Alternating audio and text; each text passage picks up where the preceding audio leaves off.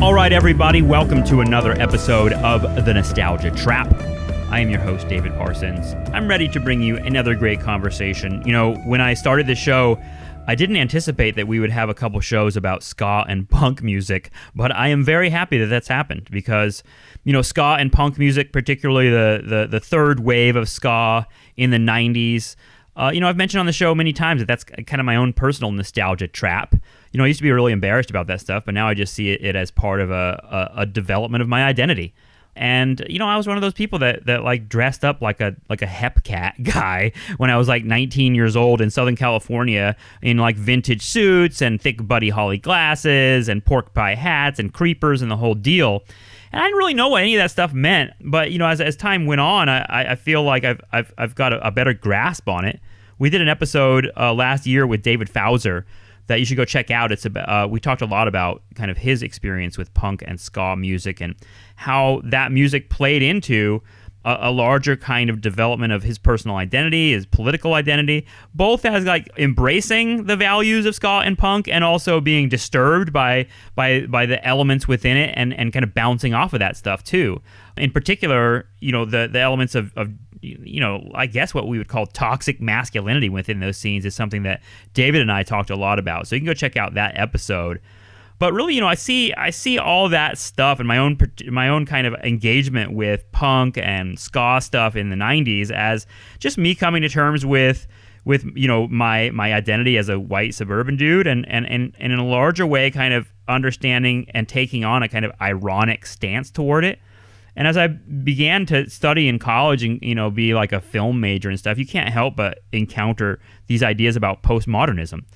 And I think postmodernism really gave me a language through which I could understand what I was doing by like wearing old men's suits as a dorky 20-year-old and trying to kind of subvert the iconography of, I guess, you know, the affluent society and the kind of mainstream capitalist suburban vision that was forced down all of our throats through the culture when we were young. So, you know, punk has always been there as a kind of way to kind of I guess split the world in half and begin taking on making it mean things that are important to you. And I know that kind of sounds, you know, that's another kind of confused definition of postmodernism, but I brought someone on the show that can help us explain and untangle all of this today. And his name is Daniel Traber. He is a professor of English at Texas A&M University at Galveston. He's written a couple books. One's called Culture Side and Non-Identity Across American Culture. And the other one's called Whiteness, Otherness, and the Individualism Paradox from Huck to Punk.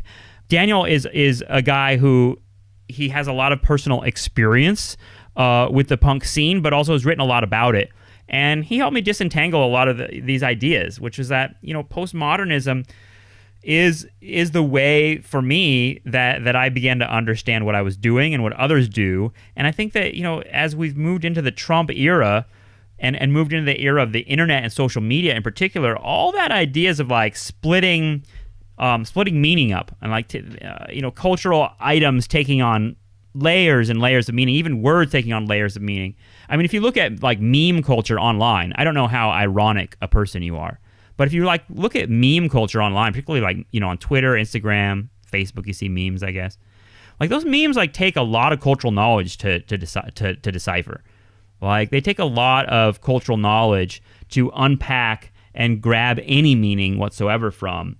And yet people are doing it. And I think memes have developed a coherent language in some ways out of like really, really complex signifiers that mean many, many different things that don't necessarily mean exactly what you think they do.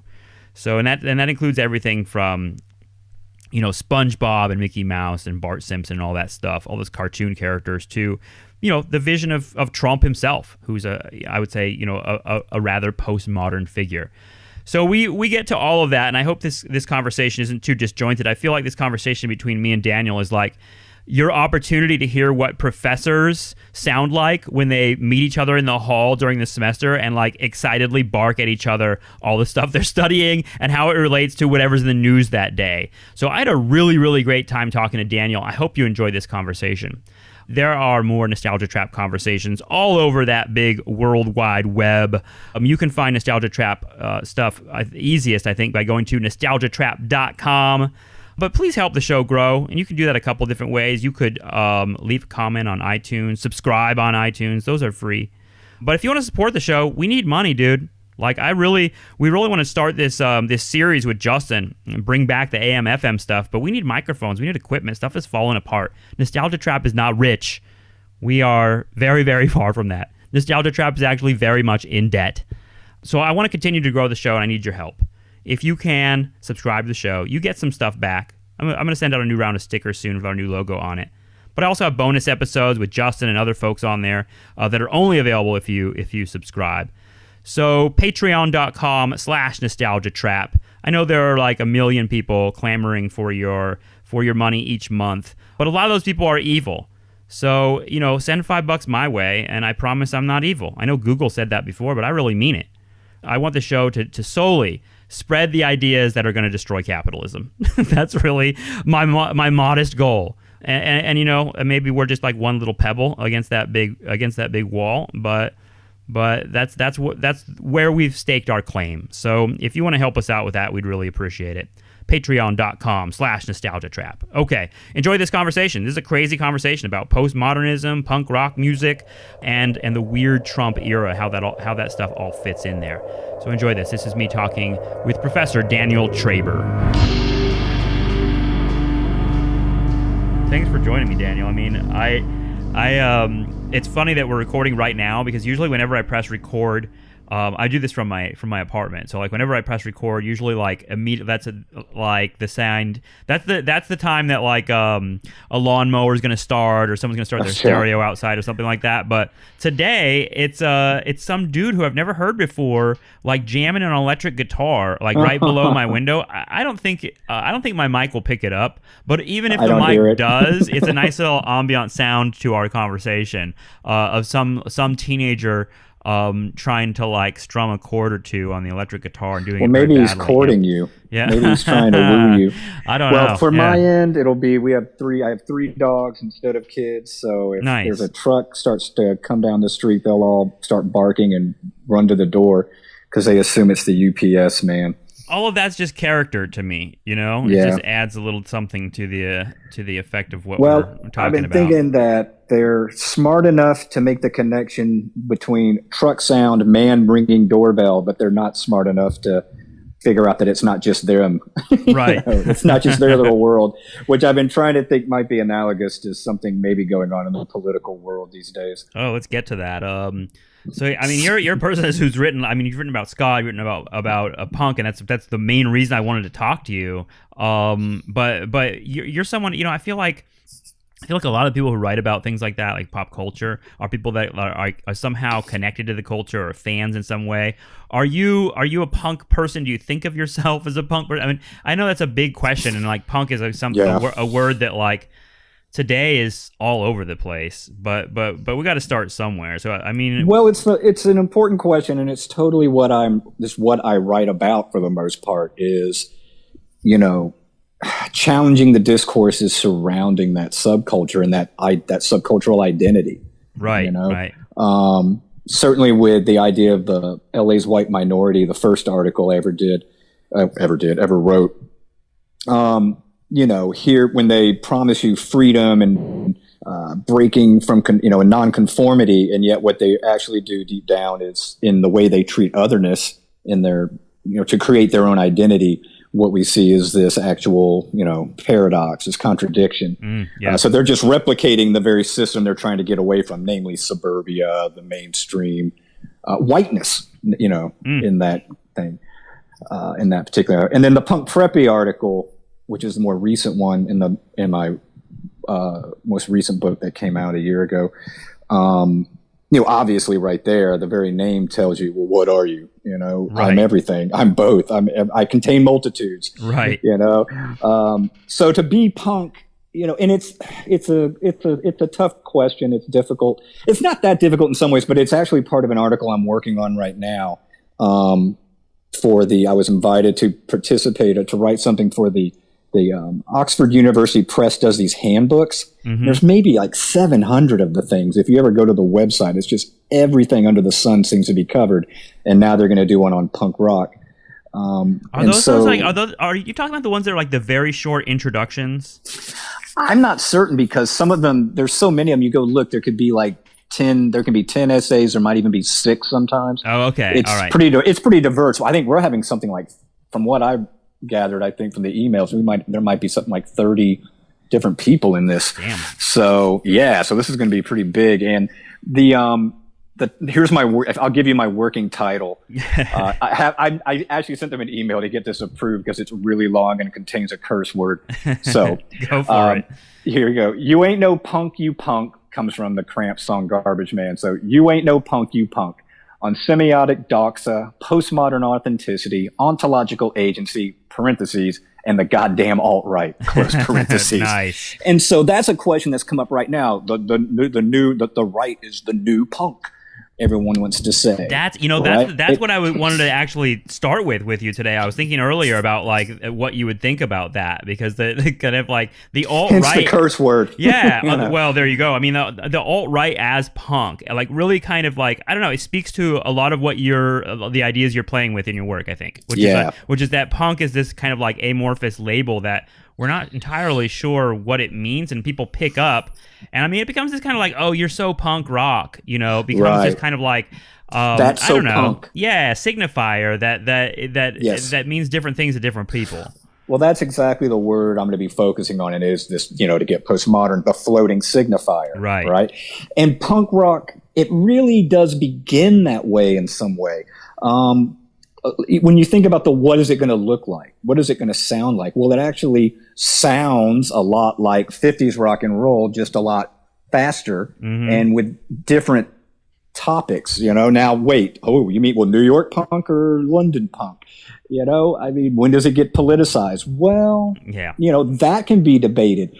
And I think too, I was going to bring this up. If you've seen the Adam Curtis documentary, Hypernormalization. Oh, yeah. I love that which one. Everyone loves. Yeah. That movie makes me so mad. And I've watched it. I have to watch it. Well, first off, I have to watch it every couple of months. Sometimes it pops in my head like, I need to rewatch it. Because you know how Adam Curtis, everyone in his documentaries wants to draw 50 different lines together somehow. Like a murder board in a detective movie with all the red string everywhere. Yeah. He rides a line. He rides a line. I feel like that's a line that I usually, I feel like most people fall off of, but he somehow pulls it off usually. But yeah, he's definitely worthy of. Or we just let him get away with it. Yeah, that's another way of putting it. Because I'm like, it makes me so frustrated and crazy, but it's also very British, because the two things that you can blame for the fall of the world and how perfect, the fall from paradise and perfection is, number one, individualism, number two, postmodernism. Those are, if you think of even like the Russell Brand's podcast, at some point he always has to bring up postmodernism in the consumer society. These are the things that are ruining us, and that we don't believe in God enough, I guess. Right.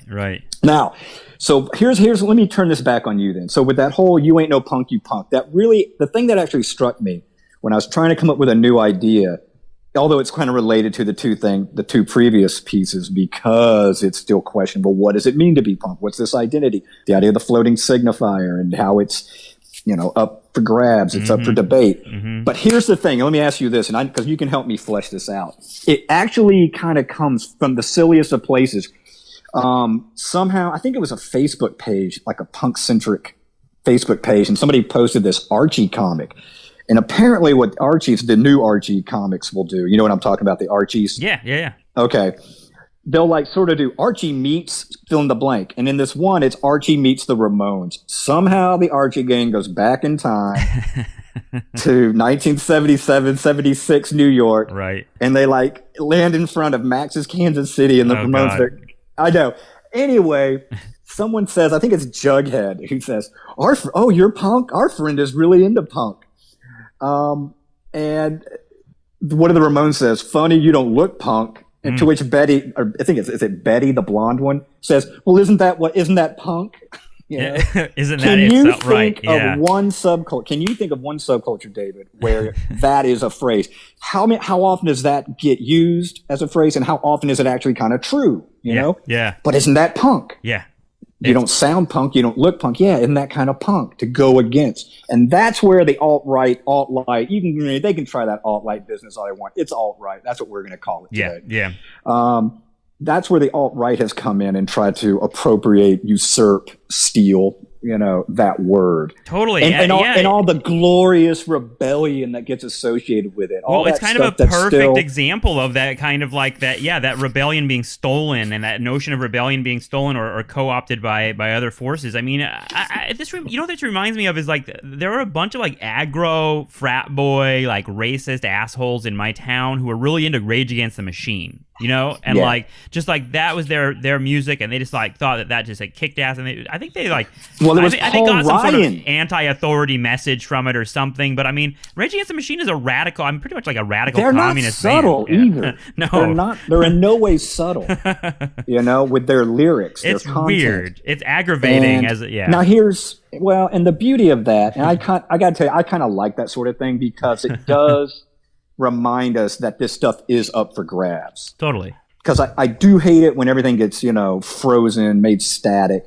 Now, if I were in Rage Against the Machine, I'd be just as mad at Paul Ryan for coming out, yeah, you love Rage Against the Machine. And I think it was I think Morrissey from the Smiths who told, not Blair, but the one after him, the one who recently had to like resign because he kind of blew the Tories hold on the government or something like that, the Brexit vote or something like that.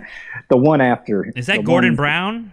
Is that it? Yeah, Brown. I think it was Brown before the woman, before Theresa May. Right. So he had come out and said, I had loved the Smiths. And they said, please don't say that. Right.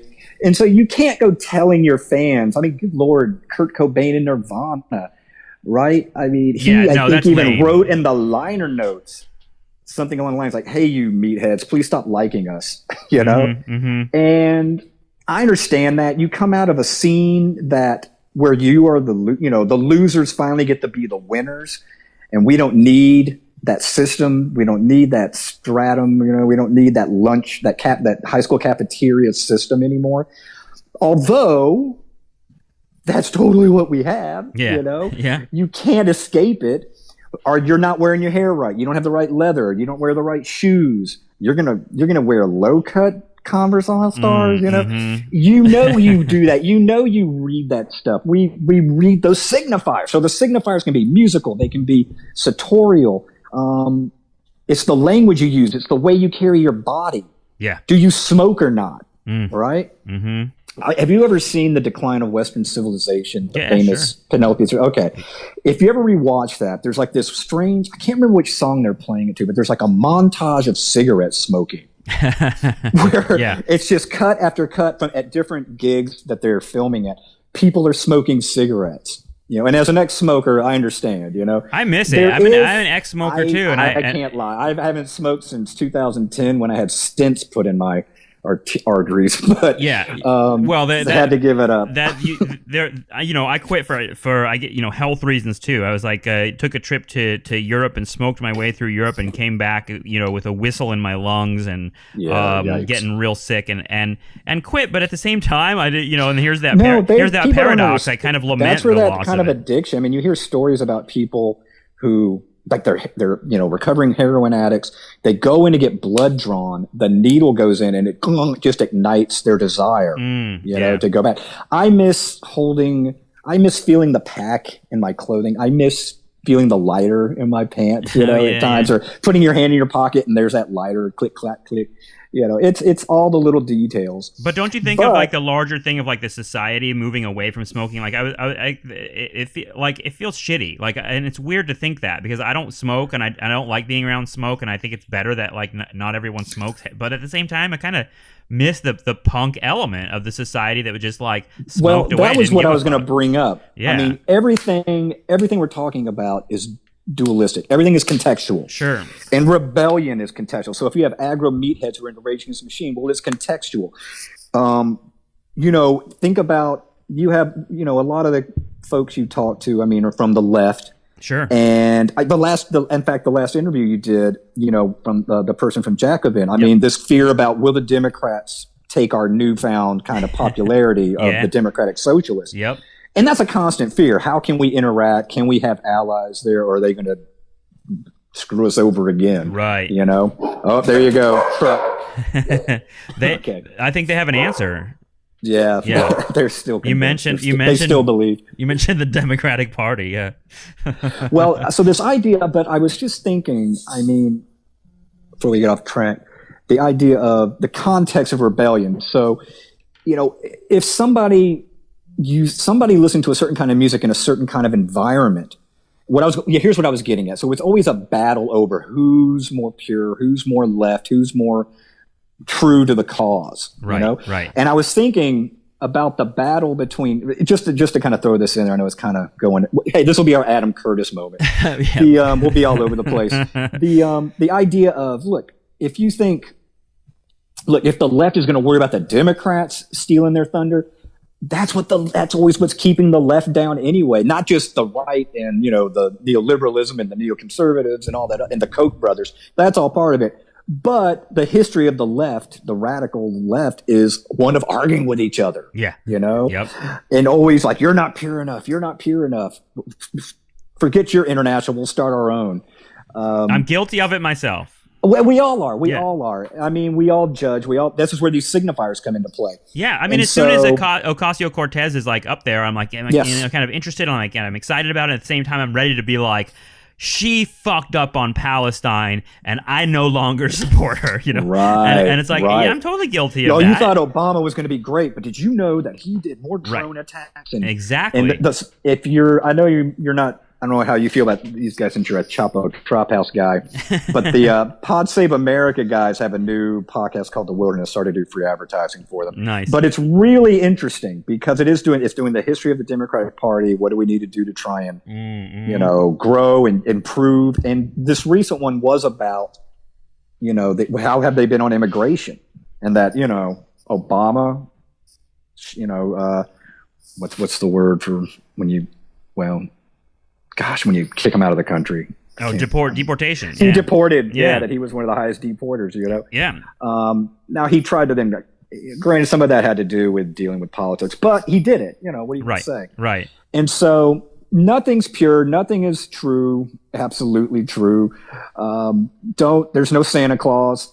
You know, well, there's no God. There is no God. All that postmodernism in some way, and that's part of what it is weird to hear that word postmodernism come up so much in the conversation I'm so lately. Happy. Yeah, I can't tell you how happy I am about the return of postmodernism, and that is dangerous again. Yeah, and the alt-right seems to be like winning the conversation in some ways. You know what I mean? Yeah, that's a drawback. The liberals aren't capitalizing on the moment.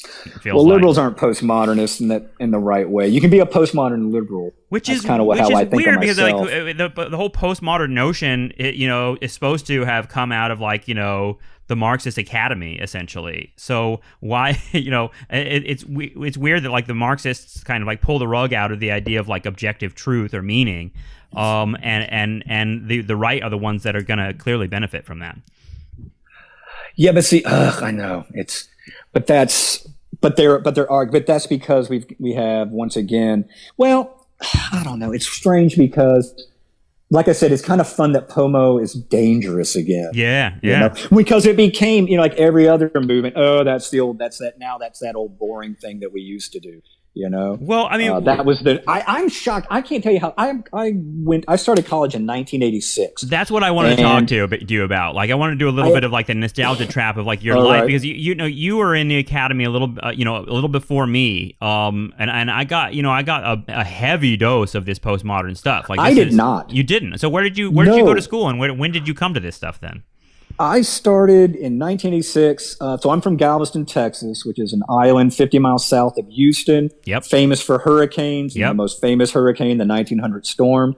We're also famous for people who are trying to get away from their past, who show up and then commit murders. Nice. The HBO documentary on that's right. The Jinx. Yep. Oh yeah, we have a lot of strange things happen in Galveston, but that's also kind of part of when you start thinking about Texas and you have your assumptions about Texas. Galveston is outside of that. It is its own little strange kind of niche, strange little zone, because it's a port city, and port cities are always a little strange. Like, my wife's from El Paso, and she's from one of the most famous border towns in Texas. So we're both from these strange zones that aren't stereotypically Texas, Mm-hmm. you know, the way people usually think of it. Anyway, so I'm from there. I went to a place called Washington College. It was a small liberal arts school in Maryland, the Eastern Shore of Maryland.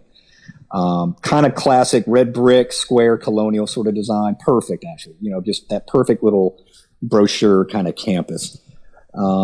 But no postmodernism, no, you know, about 900 students at the time I was there. I think they maybe are over 1,000 now. And just a very much like kind of traditional liberal arts education, but nothing like that. And I didn't finish there. I was there for like about 2.5 years. Eventually I moved on. I was sort of forced to, kind of didn't take this time that seriously. Could have behaved a little better. Were you escaping from Texas at the time? Like, what made you? Yeah, what made you leave Texas? I was trying to get away from the South, and I didn't realize Maryland was actually still under the Mason-Dixon line. But again, to be contextual about it, that Maryland was Yankee to me. Yeah, totally. You know, without being New York or Boston. What made you want to escape Texas, though? I mean, had you developed a politics at that point, or what was it? No, not really. I was still technically like part of the Reagan youth. By that time, it's even with the high school. I mean, I've always kind of gone to private schools, but even that didn't really necessarily wasn't some obviously forced indoctrination into a way of thinking really that I recall. But then again, that's kind of how indoctrination works. You didn't notice it happening. But what eventually happened is that syndrome. Yeah. What eventually happened, my father was a medical professor out at the University of Texas Medical Branch. It's a medical school.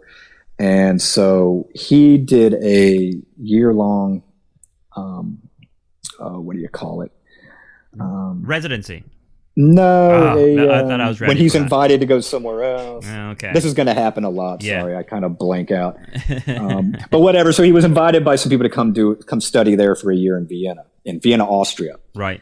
And so this is 1983. So 1983, 84, I would have been a sophomore in high school. We go there.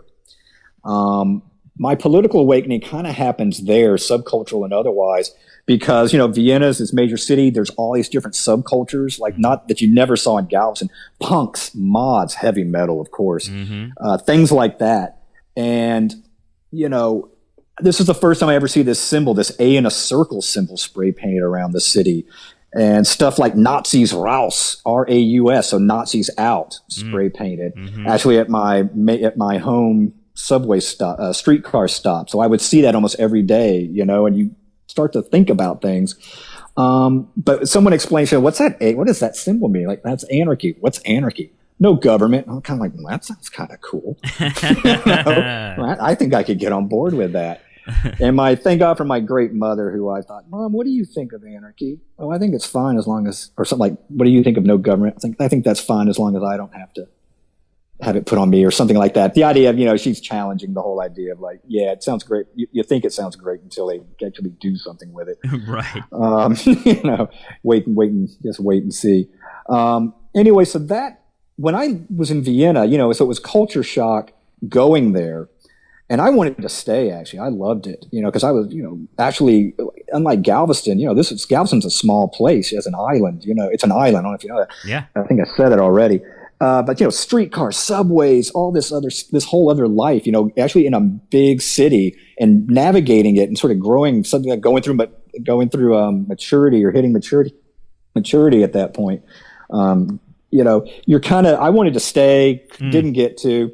And it was it was one of these like international schools, so there was a whole lot of like difference. And I mean, going to school with kids from, you know, with PLO badges and stuff on their shirts, and like having and you know, without having American TV there, you're reading Time and Newsweek, the International Herald Tribune, which I don't even know if they print that anymore.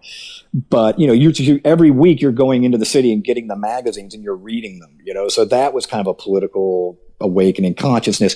You'd come down the subway and see people holding rallies against nuclear disarmament, you know. That's right. These things that nobody was doing. They were doing in America, but I didn't pay attention. Right. I'm a teenager. I'm in high school. I don't know.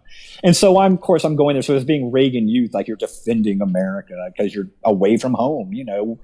Luckily we weren't too bad about it, but it was I wasn't that rah. Mm-hmm. Yeah. But I can remember Grenada happening and me being supportive of it. Oh wow. Yeah. Now I can look and like, ugh. Well, what are you like? You're like a teenager, right? But buying the propaganda even of photographs of "Thank you USA" spray painted somewhere without realizing some soldier put that out there. And so, but this is where punk actually helps when I get home.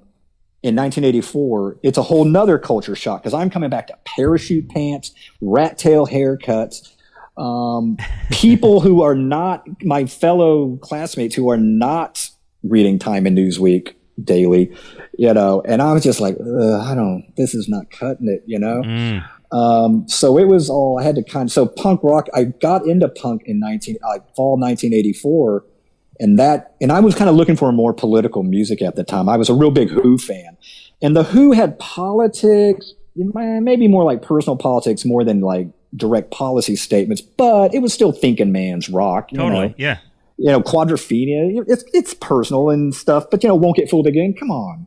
Meet the New Boss, same as the old boss. That's thinking. Why fall of 1984? Why can you narrow it down? I haven't having to think about all of this for you.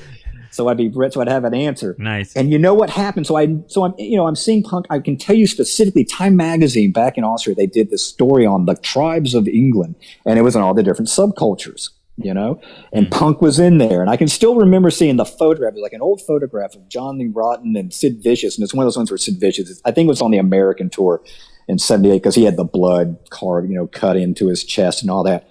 And there's just this weird little part of me went, that's kind of cool. Yeah.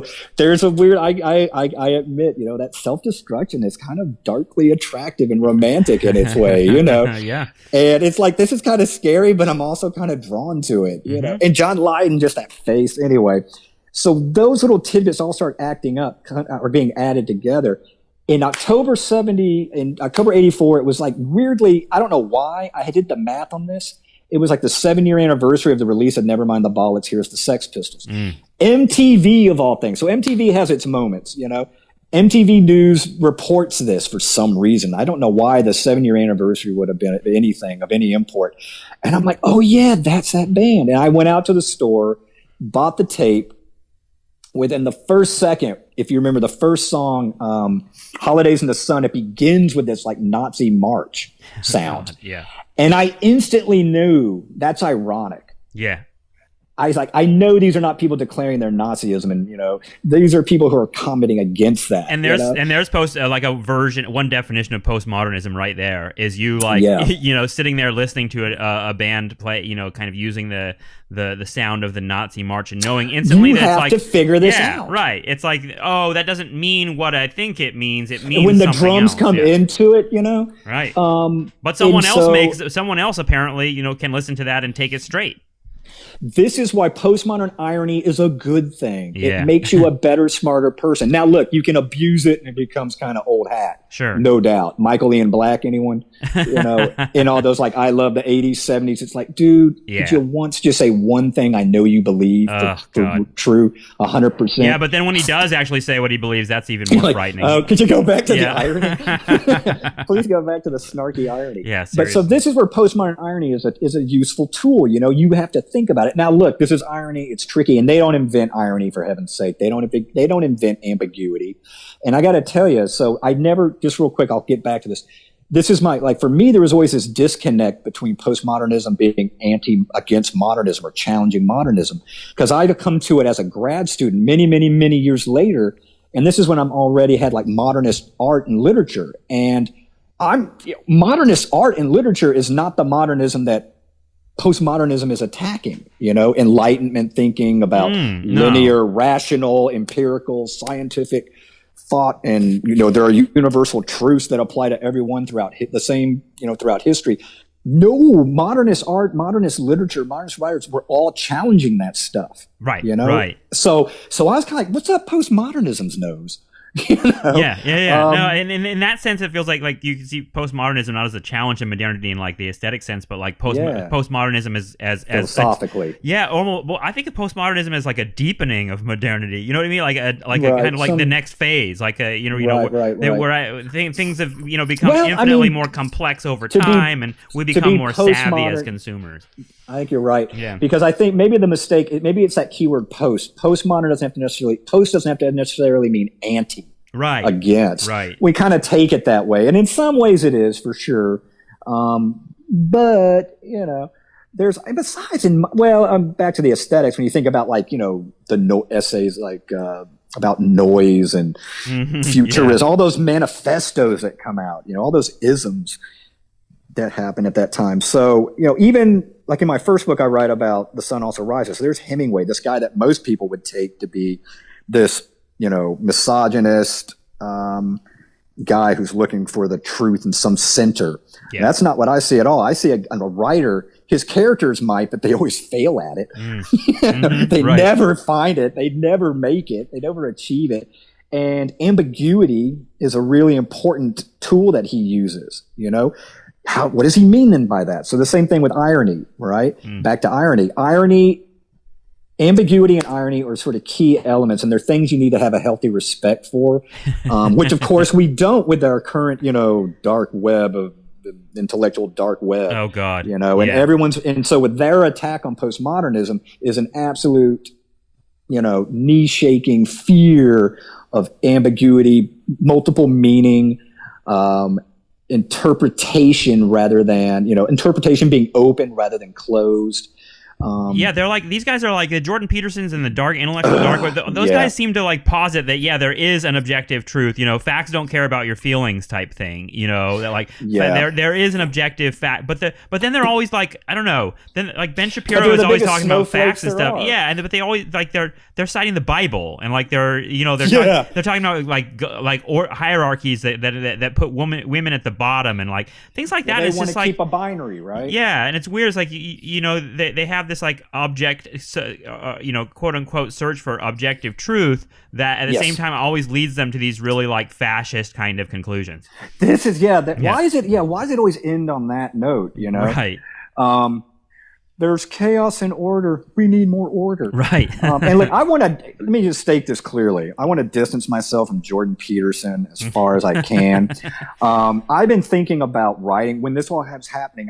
Even earlier, even before I just learned about Peterson, I was thinking about writing an essay called Postmodernism ?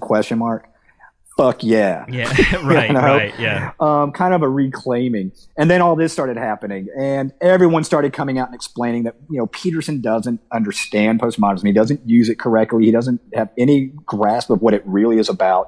All he does is, pick on Foucault and Derrida as like they all do, and using one guy's total misunderstanding of it. Right. And the fact that he wants to call it he calls it the neo-Marxist postmodernist. And every true Marxist out there is like, whoa, wait a minute, don't you dare put us together. Where's Zizek right now? Zizek's flipping in his, how many articles has that guy written about how these free floating identities? This is just another way to have consumer capitalism be maintained. Totally. These are they're not buddies. You can go like Lachlau and Moff, with hegemony and socialist strategy. So there's neo-Marxists, then there's post-Marxists, right? And I think that those guys and that's where people with postmodernist leanings or wanting to integrate these things start to work. Like, we can use this, we can put them together, which is postmodernist, of course. Totally. Hybrid. Hybridity, yay, hybridity. Well, I mean, like, we said, like, can you think of another subculture that describes things like by saying, like, oh, that's so punk, but that's like... Let's do that. It's like, but it's saying, think of one. That's so postmodern. You know what I mean? Like that's what we just... That's another problem. That's what you just did. Is like, you're kind of like, well, that's so... I don't know. I feel like postmodernity is like pornography, or it's like, when you see it kind of thing. And this is true. I'm constantly like looking for moments that explain postmodernism. I'm like, oh, there it is. Yeah. It's actually this Warhol painting. And if I show someone this Warhol painting, I'm like, see, look, it's a can of soup, but it's not really a can of soup. It's a painting of a can of soup. Blah blah blah. Using advertise. And I always Coca-Cola bottles. Right. That's art, and I'm always like looking for examples that I can point to and say that's postmodernism because it's such a slippery definition. It's like, and it feels like punk in that way. Yeah, and I think that's another reason why, just to pick on the Marxists for a little while, it's because there is a sort of playful nature to postmodernism. Yeah, it's fun. When Warhol puts a Coke bottle up, that may make you so mad because how dare you put up a consumer product as a thing? Like, ha, ha, ha. It's a joke, man. Well, it makes you feel smart when you get the joke, But that goes back to the right? urinal. That goes back to the Duchamp's urinal. Totally. Fountain. Oh, my God. I still laugh at that. The Mona Lisa with a mustache and a goatee drawn on it, right. on her, So it builds off of that. And so I was thinking, but you're totally right, because the problem is, for people who are new to this term or this topic, postmodern doesn't just mean the new or the contemporary. The problem is, and this is going to be kind of like saying what's punk, I think, postmodernism always wants to escape being able to be labeled as postmodern in a way. But there are going to be these kind of a few shared characteristics. Some will have more, some will have less. But there are going to be certain kind of common elements that help you define it. And that's something that postmodernism always dealt with. It always confronted that. And that's the thing that people who want to maintain binaries and think they're universal truths don't get. Postmodernism deals with its paradoxes. Postmodernism doesn't run from them and try and or contradictions, Yeah, right. The thing that drives a good sound Marxist crazy, or a Jordan Peterson, or any of these intellectuals dark west, because most of the time listening to those guys talk, like, Sam Harris, I can't listen to it. Yeah. Because it's basically like just a lesson in rhetorical argument. They just attack everyone on their rhetorical moves. You're arguing in bad faith. Okay, dude, stop. I find all of those guys totally insufferable. Yeah. I'll give you a great phrase. Now, this is Linda Hutchian, speaking of, because she used to teach at the University of Toronto, and she did a lot of her work on postmodernism. Complicit critique was a great term she came up with. And so you're being critical, even at the same time, you're kind of complicit with the thing you're critiquing. Yeah. So in all my punk articles, if I find criticism, I'm still complicit. I still love punk. When I wrote that LA's white minority article, the phrase I was working under was hate what you love. Hate what you love. You've got to be able to step back. You've got to that's what I tell my students all the time. I want you to be able to be moved by art, literature, culture, all this stuff, music. In the pop culture class, I can't imagine. I ask them every time, and I think they're just shy, but like, is there something you would get in a bar fight over? Yeah. I wouldn't do it, but there was a time when I was younger, hence the having to leave Maryland, this kind of thing. We're like, what'd you say? Yeah. There are things you would have fought over, which is better. Well, that hating what you love thing I think is important, and it's a key part of being a critical thinker too. Is you like to step back and like you just mentioned, like Adam Curtis, movies. I love those movies. I find them really entertaining. I find that they're always super thought provoking. I always want to like share pieces of them with people. He makes me so mad, but I keep coming back and rewatching. Yeah, and at the same time, I'm like, I hate this kind of reductionism. And I hate this kind of viewpoint. But that hatred allows me, I don't know, a space, I guess, to kind of like not become to be critical. And not become a kind of like it's defensive, right? It's a defensive strategy. Well, look at the fans of Jordan Peterson. They don't have that hate. If you critique him at all, they fall apart. Like, and they start. Even though they're constantly saying you're not arguing fairly, right? Right. You argue with them and suddenly, you just misread him. No. I understand totally this phony myth school stuff, I mean, the whole like Jordan Peterson thing. These guys, their fans are they're not able to have that kind of critical hatred of him at all. They're like not able to entertain any kind of critique at all, and that's like that's a weird thing. Is like how I mean, and I guess that's why I see fascism in that stuff. Because there's just the people who follow them are just that. They're the followers. They're not people who are like developing ideas in an intellectual community. They're just like Jordan Peterson's ideas are right and that's it. And it is shocking. It's so boring. It is boring. And here was the thing before I was going to say, now, like the questions of like order and chaos. Look, I understand that. I want to distance myself from Peterson as far as I can. However, I'm very pro clean your room. The toilet paper needs to go over the top. Sure, yeah. Fiesta ware, the colored dishes, you can never have the same colors touching. That's so bourgeois, though, don't you think? Like to be clean is to be so bourgeois. I am. Yeah. I understand that, but that's what I am. And so now here's the thing. Here's the difference, kids. I am that way. I have these totally anal, ordered tendencies. Ever since I was a child, my Star Wars toys were kept in an ordered way. But I've never made the leap that I should inflict that onto the rest of the world as a universal truth by which you should organize your government and your society and the people and groups in it. Right.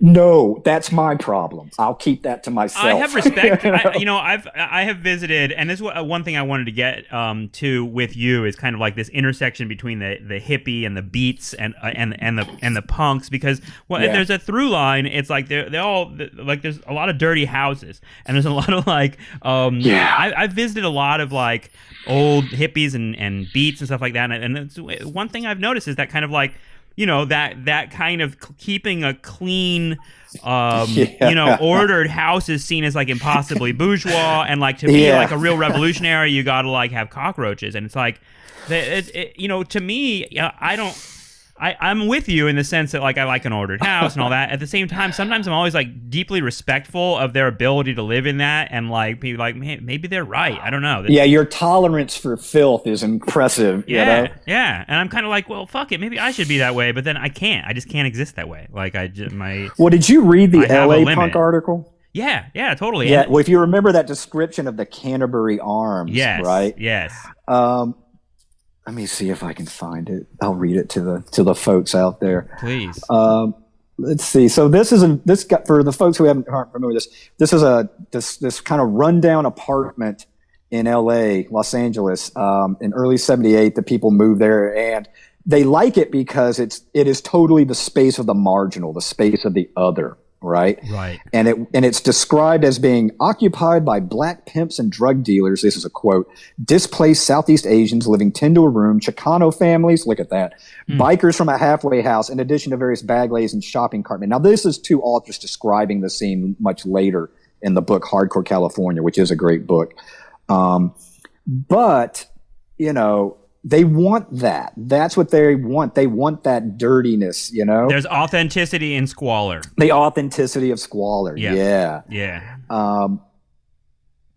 But going further, in late 1979, this is the way it's described by some people were leaving.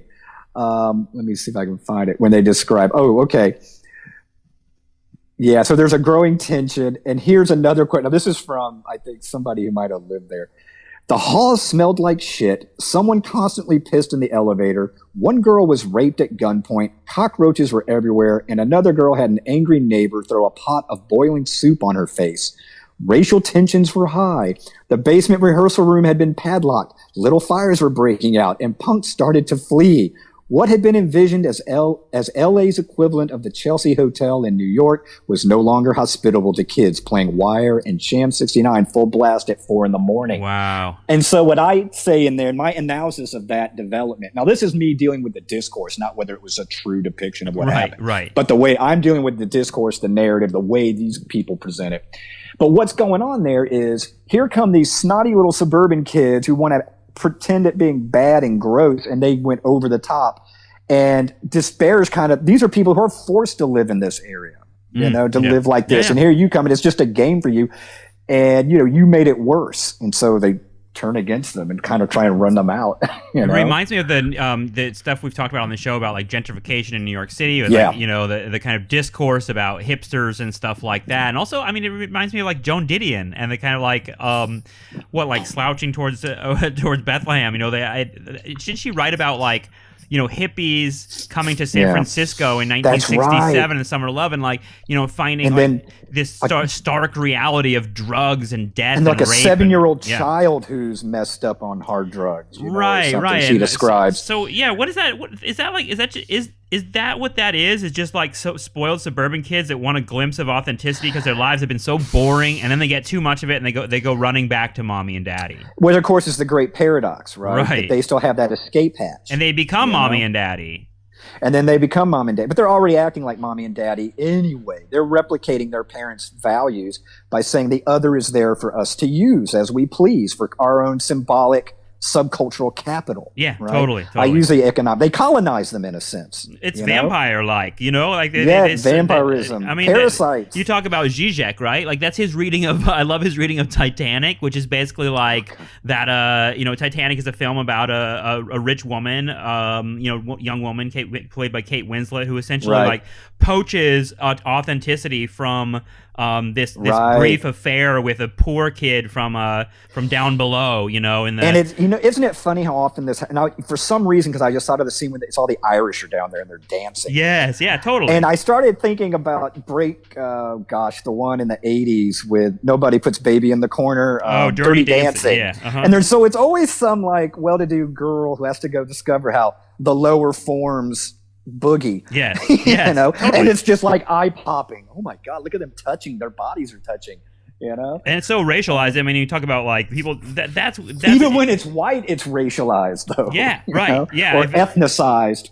Yeah, it's like they're Irish or they're something, or they're like vaguely ethnic from the deeper parts of South Brooklyn or something like that. If Thaddeus Russell was here, of course, he'd remind us that the Irish were originally considered like Europe's blacks. That's right. So, right. Which I've done in my own work in dealing with Stephen Crane's Maggie. His use of the ethnic other in that. Well, yeah, and I think Justin Rogers Cooper, who comes on this show a lot, would have something to say about that too. Is that like white being this kind of like social club essentially more than a race? But there it is again, man. It's still a floating signifier. The Irish aren't white at first, right? The Italians, and when my God, the whole idea of like using Hemingway, when he talks about Italians and the Spanish, the going into the festival and sun also rises, and one of the people comments on how brown they look. They've been out fishing, so they're tan. Mm-hmm. But there's all these other moments where they point out whiteness. There's only a few moments where they point out the whiteness of people, and it's always these other groups. There's a scene where they go to one of their bars in Paris, and the girl he's interested in, Brett, our protagonist is interested in, arrives with a group of gay men. But they're described as having white hands, white faces. No one else in that book is called white, even though they're white. Right, right.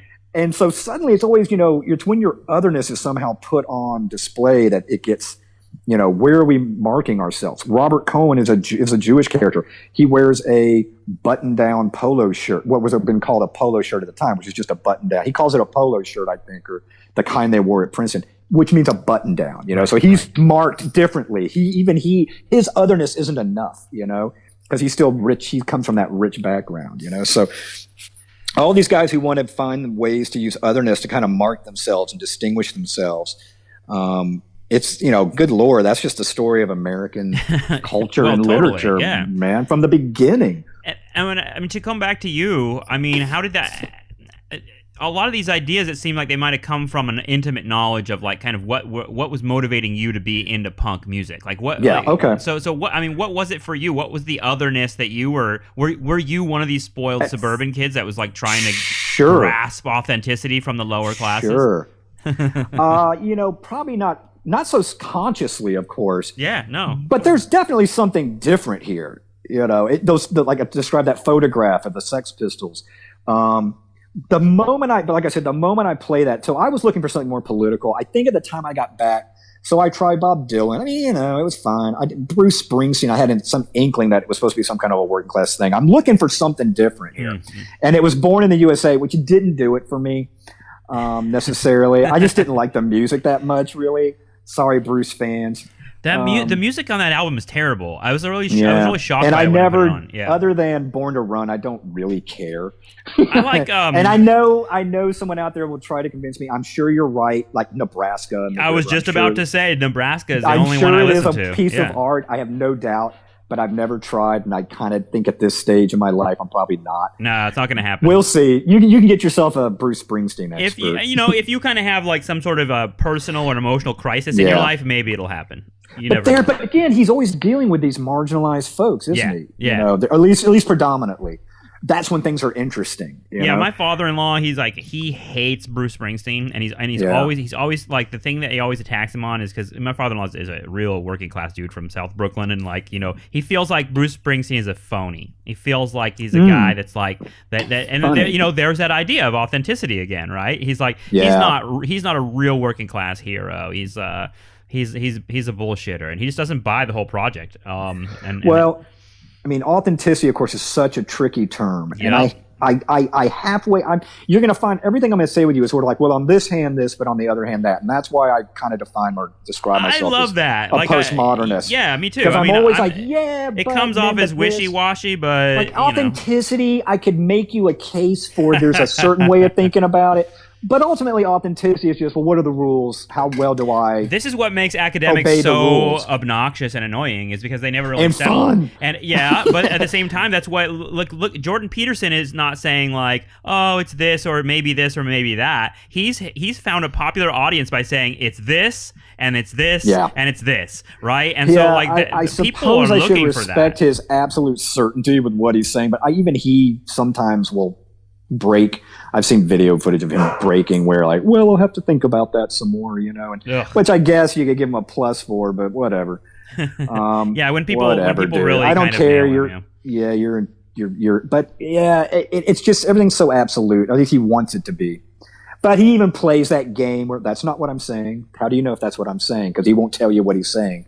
Well, I mean, but that's a whole other thing. I mean, I don't know if people care about truth anymore. I mean, like the Trump thing, like Trump seems like a guy that like his supporters, like people, you brought that up. People think that like, okay, so people think that like liberals think that Trump is going to be caught in some like embarrassing truth still and like embarrassing lie, and like all his supporters are going to have to admit that they're wrong, and that just seems insane. That moment has passed a long time ago, and we need to get over like nailing him that way, and instead like kind of play this game. He seems like he's playing this postmodern game a little bit, where he's maybe it's true, maybe it's not. Who cares? Yeah, I wanted to bring that up because I think that might have been the impetus for me wanting to write that postmodernism article, which I was then going to rename Against Jordan, but.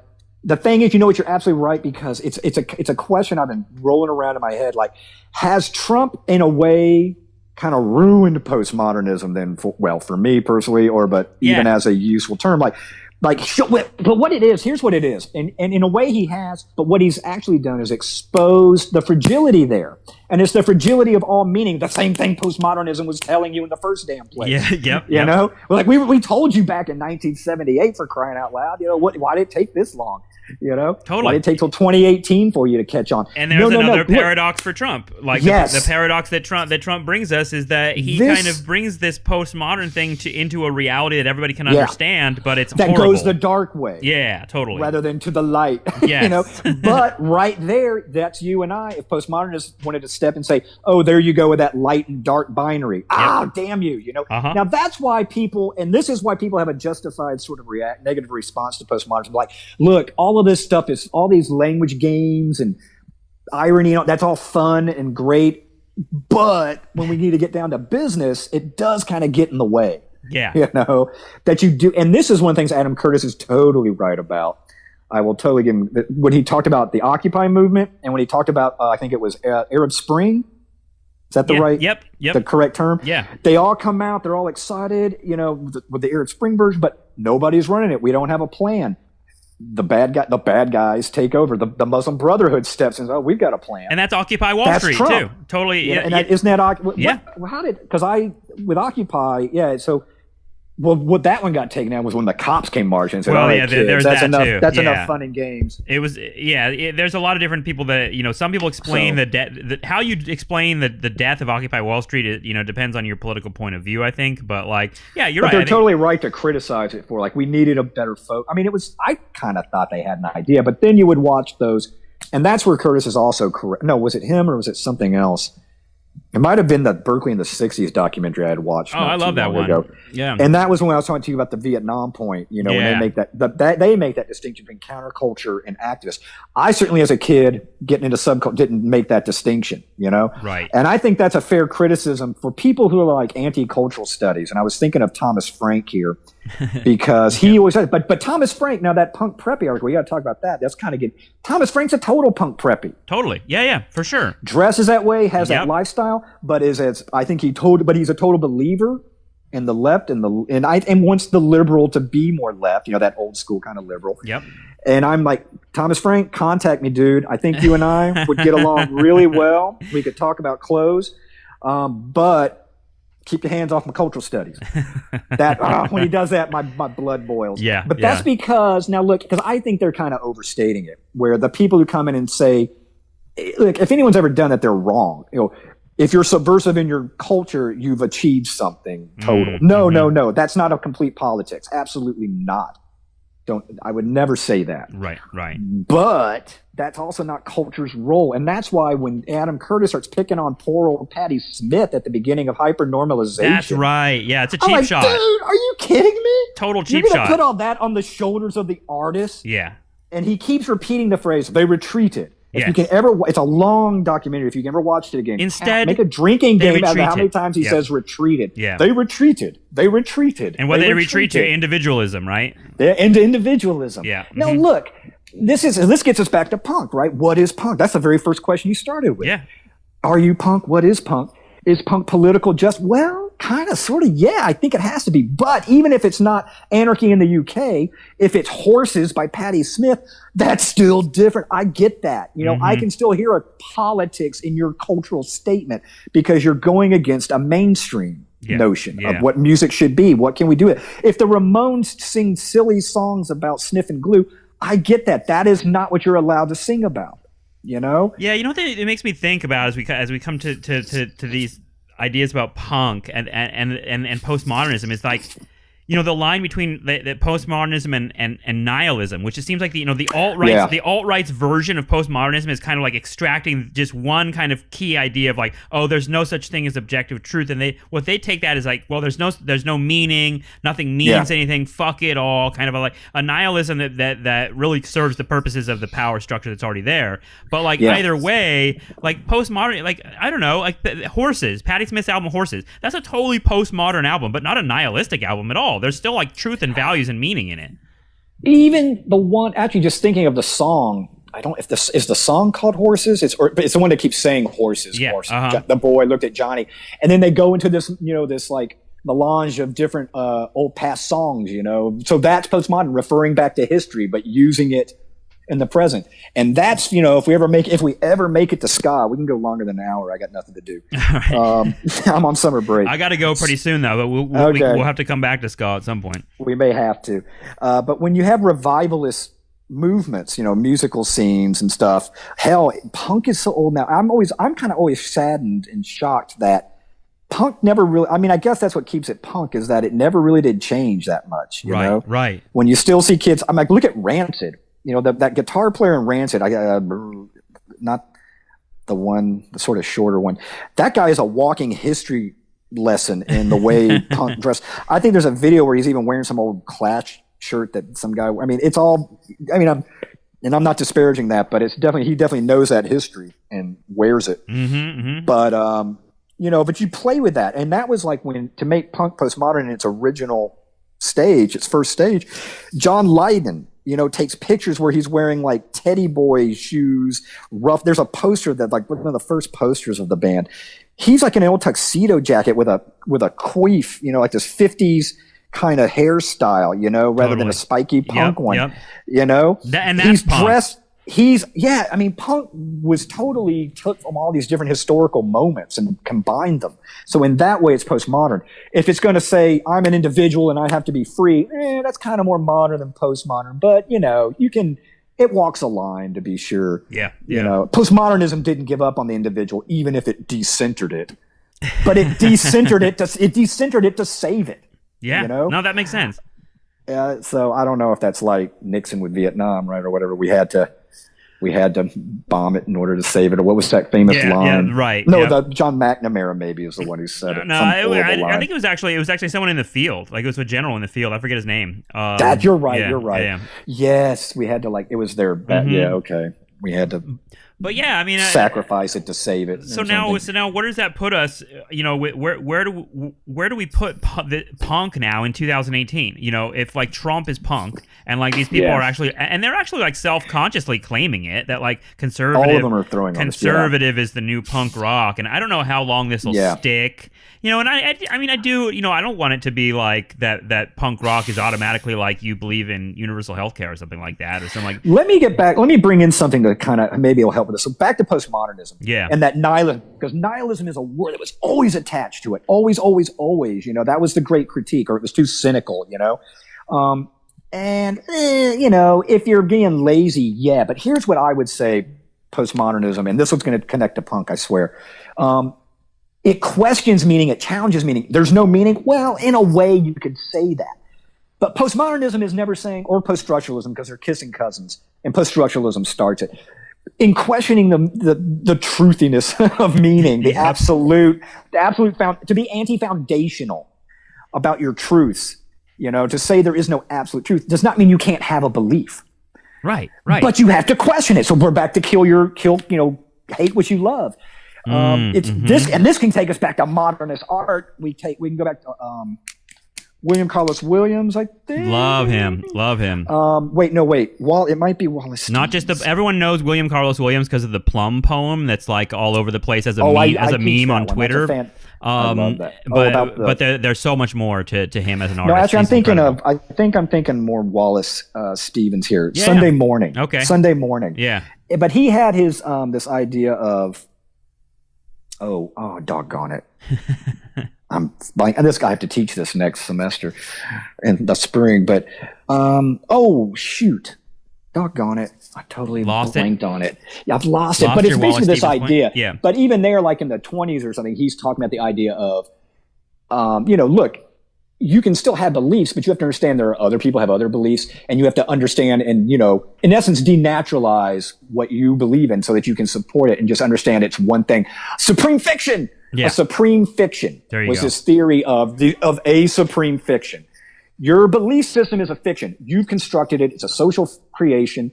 But yeah, you're allowed to have one, but you understand that it's on very shaky ground. Right. And I think that's what postmodernism does. It just reminds you, look, you can believe in things. You can hold these things to be true, but you got to understand it's a lowercase t. Yeah.